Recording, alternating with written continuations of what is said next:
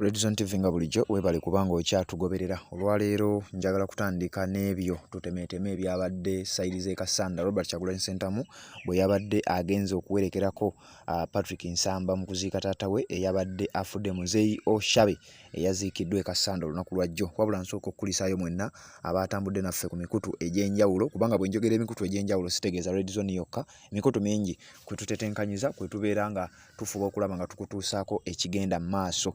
Mwebale kubanga mwatambudde naffe, kansuubire mukedde bulungi olunaku olwaleero. Waliwo eyambuuzizza ababadde ne President nga olaba mu kifaananyi, abamu ku bo beebo. Oyo bamuyita Flavia Kalule Nabagabe, Honorable Frank Kabuye, Honorable Patrick Nsamba yennyini yadde afiiriddwa, Leader of Opposition Honorable Joel Ssenyonyi, Joseph Gonzaga Sewungu, Honorable Alan Mayanja n'abalala babaddeyo. Omwabadde ne Honorable Muwanga Kivombi eyatuuse ne yeegaana abantu abakungu ab'emmengo n'ategeeza bannange Robert Kyagulanyi Ssentamu ye President ffe gwe tumanyi era gwe tuliko.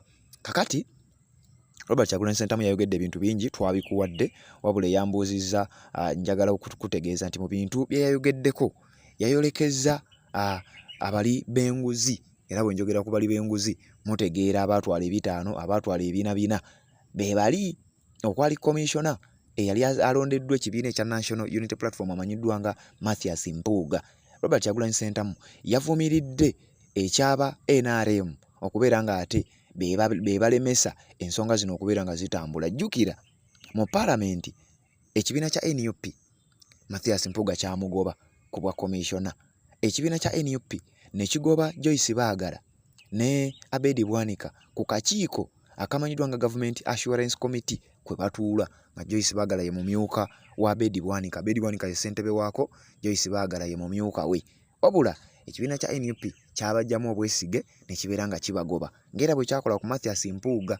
Kati njagala okutegeeza gwe agoberera omukutu ogwa Redzone TV Speaker owa Paalamenti ng'amenya mu kumenya amateeka yalemezaako abantu bano bonna.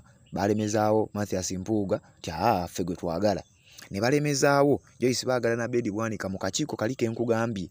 Kakati olunaku olwajjo Robert Kyagulanyi Ssentamu kye kintu kye yasinze okuvumirira. Of course baadde bamusuubira okubeera ng'agenda kwogera ku bintu bingi era yabyogedde. Oba wabadde ku mukutu ogwa Redzone TV kakasa bingi ku byo bye yayogedde wabifunye bulungi nnyo. Wabula kye yasinze okusimbako essira kyekyo.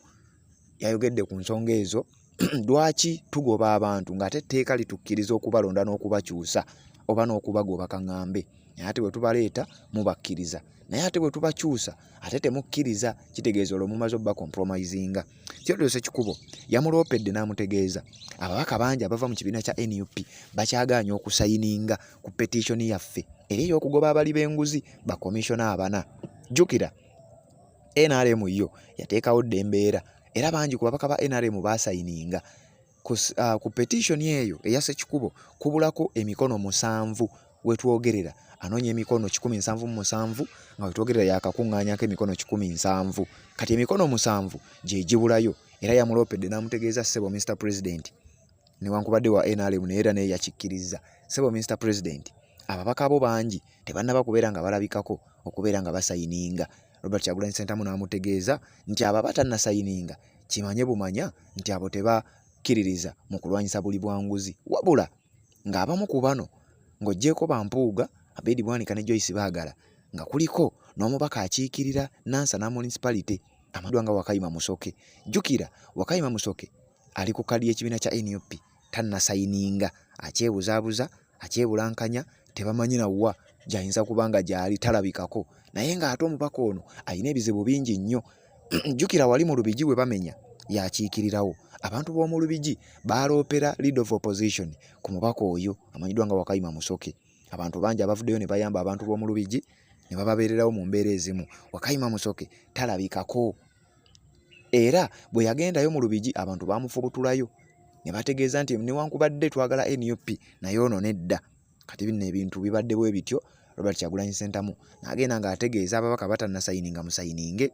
Ebyo byabadde wali mu Lumbe e Kasanda mu kuziikirako Patrick Nsamba. Era Robert Kyagulanyi Ssentamu yatambudde ne ttiimu gye yatambudde nayo okuzika ne kuggwa ne kubeera successful.